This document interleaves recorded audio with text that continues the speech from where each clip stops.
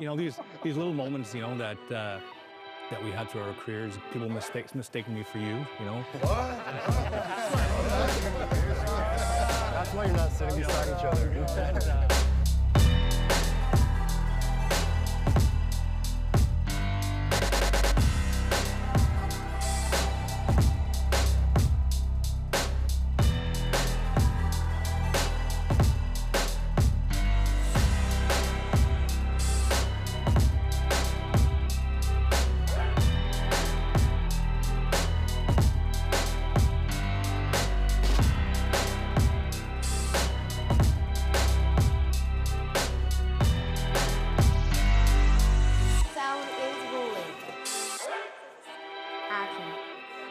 You don't get groups like this in hockey very often, right? This is a very, very unique group here.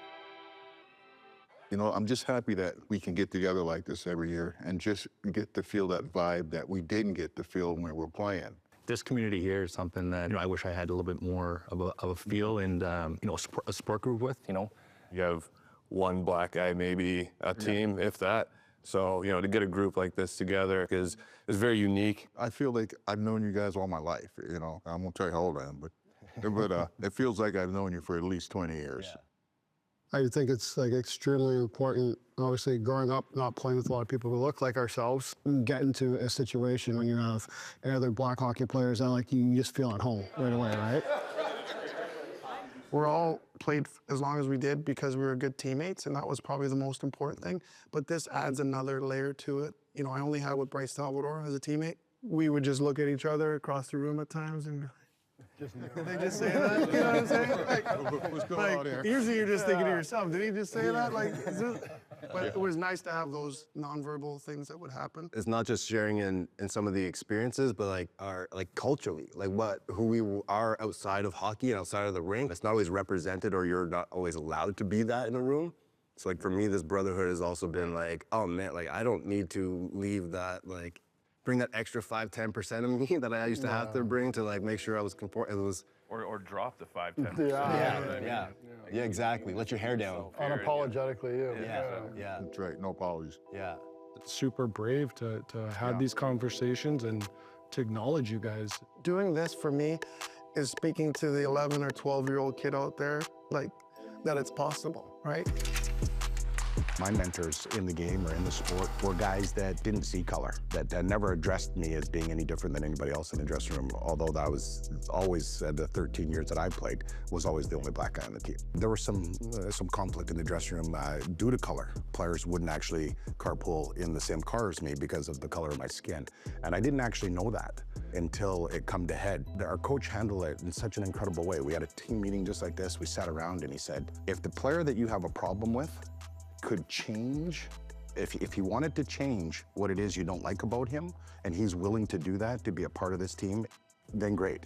But if he can't change it, and you're not liking this guy for something that he cannot change, I think you need to look in the mirror. And for me in that moment, it was probably the first time and probably a real pinnacle point in my career that made me want to continue to play, knowing that there's good people in the game that will mentor you. I remember when I was 8, 9 years old, I was in a weird situation because my father, who is black, was out of the picture. I had a white stepfather and a white mother, and when I started to get, you know, racial slurs, things like that on the ice, I didn't even know what it was. You know, I felt like I was doing something wrong. I wanted to quit. I wanted to quit hockey. I thought it wasn't for me. And my father brought me to a Sabres game, and he said, you know, if you want to quit, I just want you to watch this guy out there. And it was Grant Fuhr. And I watched Grant stand on his head, and you know, the car ride home, and my dad asked me, he's like, do you still want to quit? He's like, because I guarantee you, you know, Grant Fuhr had to deal with stuff you're dealing with too. And, you know, I didn't quit. He kind of gave me somebody to look up to, you know, and after that day, I had a poster of Grant Fuhr on my wall for years. He played a huge factor in my life.